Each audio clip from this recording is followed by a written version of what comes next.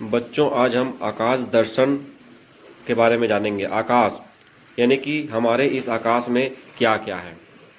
एक तो वह है कि हम जिस ग्रह में रहते हैं, हमारा पृथ्वी ग्रह, हमारा जो ये पृथ्वी है, जिस ग्रह में हम लोग रहते हैं, और हमारे पृथ्वी के चारों ओर जो विशाल भाग, शून्य भाग जो दिखाई देता है, वो आकाश है।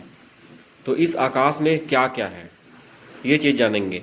आकाश में बहुत सारे और पिंड पाए जाते हैं, जैसे सूर्य भी सूर्य भी एक पिंड है। सूर्य एक आकाशीय पिंड है, मतलब आकाश में पाए जाने वाले पिंडों को आकाशीय पिंड कहते हैं। सूर्य एक तारा है, क्योंकि सूर्य स्वयं की ऊष्मा ऊर्जा हमको देता है। सूर्य से ऊष्मा ऊर्जा मिलता है, प्रकाश ऊर्जा मिलता है। तो ऐसे आकाशीय पिंड जिसमें ऊष्मा ऊर्जा और प्रकाश ऊर्जा दोनों मिलता है, उसे हम तारा कहते हैं।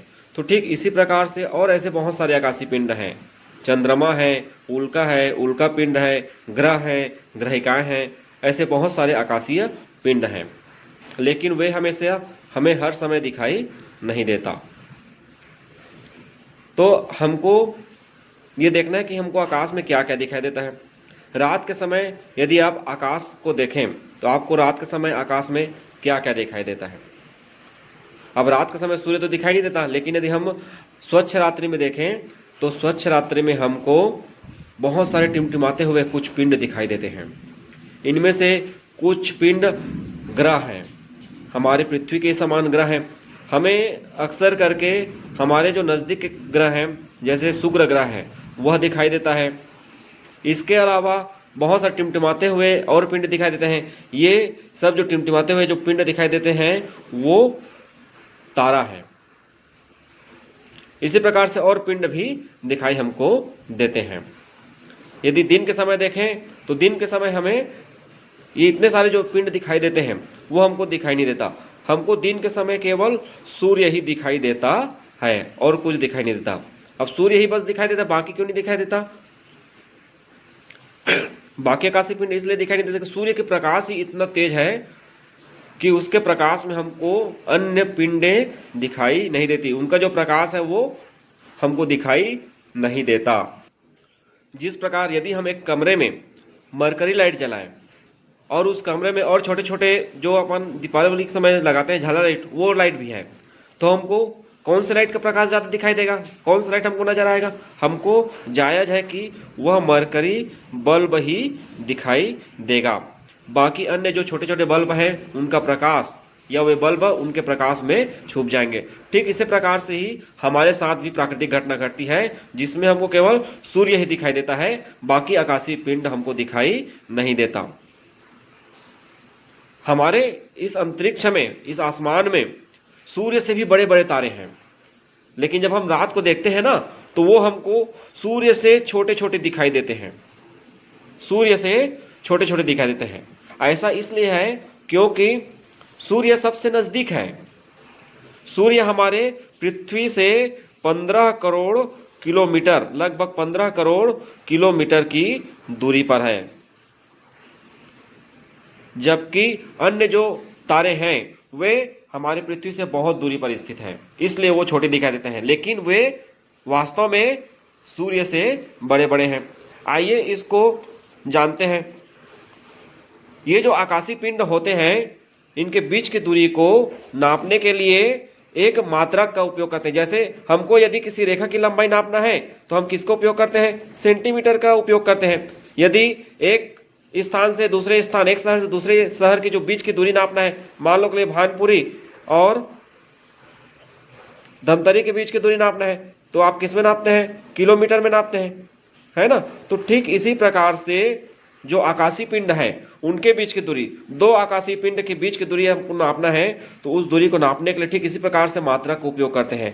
उस मात्रक का नाम होता है प्रकाश वर्ष।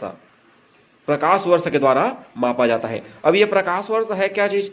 प्रकाश वर्ष प्रकाश की गति से इसको मापा जाता है। यानी कि प्रकाश एक वर्ष में जितनी दूरी तय करता है उस दूरी को एक प्रकाश वर्ष कहते हैं।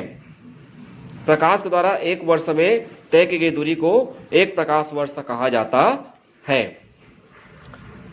तो अब बात आती है कि प्रकाश की चाल कितनी है।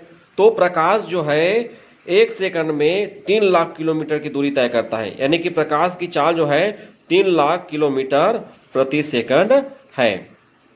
इस मान से 1 वर्ष में प्रकाश जो है लगभग 9.46 गुणित 10⁻12 किलोमीटर की दूरी तय करता है 1 साल में। यदि हम इसको शब्दों में देखें तो ये होता है 94 खरब 60 अरब 80 करोड़ किलोमीटर एक प्रकाश वर्ष का मान होता है।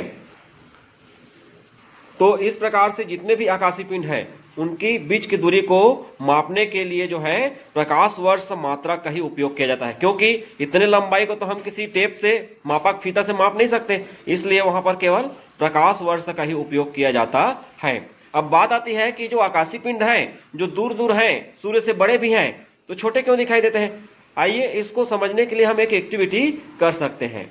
देखिए, आप इस समझने के लिए 2 समान आकृति के गेंद ले लीजिए। ये दोनों गेंद का देख रहे हैं ना, आकार एक समान है, लेकिन यदि इनको कुछ दूरी के अंतराल में रखें तो आपको कौन सा बड़ा दिखाई देगा, देखते हैं। देखिए आपको कौन सा बड़ा दिखाई दे रहा है, जो सामने वाला गेंद है वही बड़ा दिखाई दे रहा है ना, और जो पीछे रखा हुआ लाल गेंद है वो छोटा दिखाई दे रहा है। ठीक इसी प्रकार से हमारे साथ जो आकाशीय पिंड है वो भी है। समझ लीजिए कि सामने वाला सूर्य है जो कि हमारे पृथ्वी के नजदीक है, इसलिए हमको सूर्य उससे अन्य आकाशीय पिंड जो और अन्य तारे जो हैं उनसे हमको यह बड़ा ही दिखाई देता है। तो इस प्रकार से सूर्य हमारे पृथ्वी का सबसे नजदीक का तारा है और सूर्य से प्रकाश को पृथ्वी तक पहुंचने में लगभग जो है 8.3 मिनट का समय लगता है। इसके बाद सूर्य के बाद पृथ्वी के सबसे नजदीक का तारा है अल्फा सेंटारी। यह हमारे पृथ्वी से लगभग 4.3 प्रकाश वर्ष की दूरी पर स्थित है। 4.3 प्रकाश वर्ष की दूरी पर यह स्थित है, बहुत दूर है। इसके बाद सबसे चमकीला तारा है साइरस, जो कि हमारी पृथ्वी से जो है, इसके बाद दूसरा नजदीक का सबसे चमकीला तारा है वो है साइरस, जो हमारे पृथ्वी से 8.7 प्रकाश वर्ष की दूरी पर है। तो इस प्रकार से हमारे इस सौर मंडल में या कहा जाए हमारी इस अंतरिक्ष में बहुत सारे आकाशीय पिंड हैं। इसके अलावा और अन्य पिंड हैं जिसके बारे में हम कल देखेंगे।